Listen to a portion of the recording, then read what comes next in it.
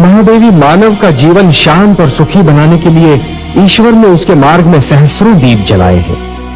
उसके पास वेद, शास्त्र और अनेक अनेक धर्म ग्रंथ भेजे हैं, जिनमें जीवन के सिद्धांतों का वर्णन किया है, जीवन की सीमाओं की परिभाषा लिखी हुई है। महादेवी, जब कोई राजा या कोई सत्ताधारी वर्ग इस भ्रम में पड़ जाता है कि वो केवल एक राजा है, एक स्वामी है, और ये भूल जाता है कि वह प्रजा का सेवक है, प्रजा का रखवाला है, जब सत्ताधारी वर्ग सिद्धांतों को प्रतिबंध समझकर और सीमाओं को रोक समझकर उन्हें तोड़ने का प्रयास करता है, तो वो निरंकुश बनने लगता है, और तभी सारी उलझनें उत्पन्न होती है।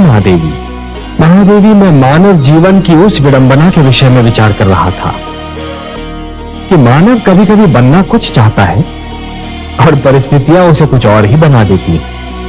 जब पीड़ित और आतंकित वर्ग की पीठ पीछे हटते हटते दीवार से लग जाती है महादेवी, जब उनके लिए और पीछे हटना संभव ही नहीं होता, तो फिर वो अपने प्राणों की रक्षा करने के लिए आगे बढ़ जाते हैं।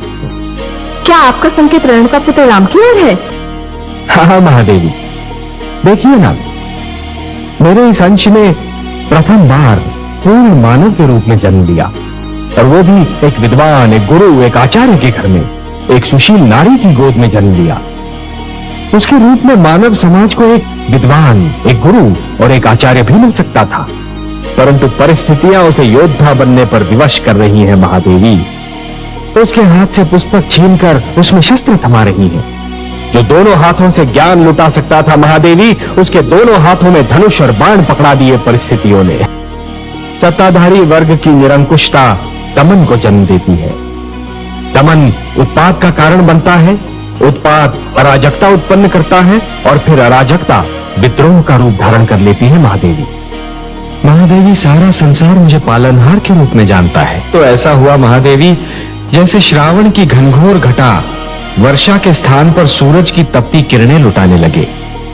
ये तो परस्पर विरोधी बात हुई ना महादेवी। ये मैं बार बार यही कहता हूं कि कभी किसी को किसी का बुरा नहीं सोचना चाहिए, क्योंकि जो भी व्यक्ति किसी और का बुरा सोचता है, अंत में उसका भी बुरा हो ही जाता है। जो भी व्यक्ति ये समझते हैं कि ये तंत्र मंत्र, ये सर्वनाश और अंधकार की शक्तियां केवल किसी और को ही क्षति पहुंचा सकती हैं, तो वो उनका भ्रम है।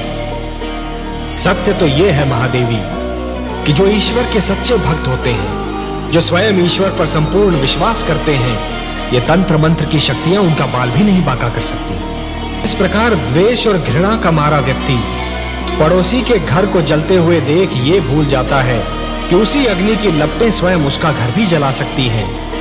उसी प्रकार जो व्यक्ति तंत्र मंत्र में विश्वास करता है, वो ये भूल जाता है कि यही तंत्र मंत्र की शक्तियां स्वयं उसका भी सर्वनाश कर सकती हैं। महादेवी, कि जिस प्रकार जब एक पुरुष भटक जाता है तो केवल एक ही व्यक्ति भटकता है, परंतु जब एक नारी के पैर डगमगाने लगते हैं तो समस्त परिवार डगमगा जाता है।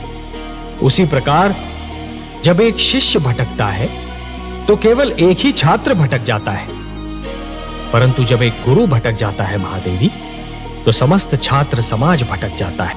हे महादेवी, जिस प्रकार एक दीपक दूसरा दीपक जला सकता है, उसी प्रकार दूसरों के ज्ञान और अनुभवों से और दूसरों की चिंतन शक्ति से स्वयं अपना ज्ञान भी तो बढ़ाया जा सकता है।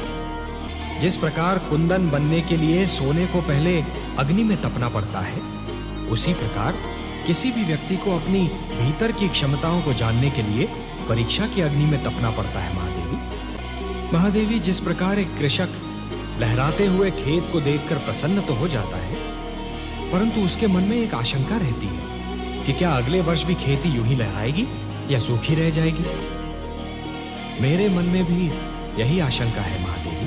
अब समाज जब तक हिंसा से घृणा करने का गुण उत्पन्न नहीं करता, तब तक वो किसी न किसी रूप में हिंसा का प्रयोग करता रहेगा।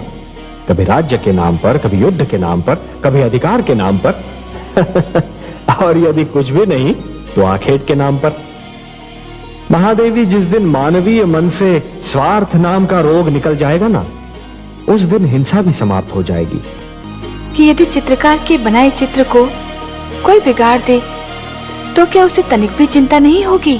यदि कोई चित्रकार अपना चित्र किसी को उपहार में दे दे, तो उस चित्र को संभालना उपहार पाने वाले का कर्तव्य है। जो हो रहा है हो सकता है वो वही हो जो स्वयं विधाता ने लिखा हो। और अपना लिखा तो स्वयं विधाता भी नहीं मिटा सकते ना। हे महादेवी, हो सकता है कि यह मानव की परीक्षा हो, उसके कर्मों की परीक्षा हो। तो आप क्या चाहती थी कि हम केवल दिन बनाते और रात्रि न बनाते? फिर मानव को अंधेरे उजाले का अंतर कैसे जान पड़ता? विष न होता तो अमृत की महत्ता कैसे जानी जाती? पुष्प के साथ कांटे न होते तो पुष्प के सौंदर्य को कौन जान सकता? पतझड़ न आती तो वसंत ऋतु इतनी सुहानी कैसे लगती? हमने मानव को बनाया है देवी। मानव इतिहास को बनाने का कार्य हमने अपने हाथों में नहीं रखा, वो तो उसी पर छोड़ दिया है। अभी तो उसे अपनी शक्ति का आभास हुआ है, इसी से उसे न्याय अन्याय, सत्य असत्य, धर्म अधर्म और पाप और पुण्य की जानकारी भी होगी।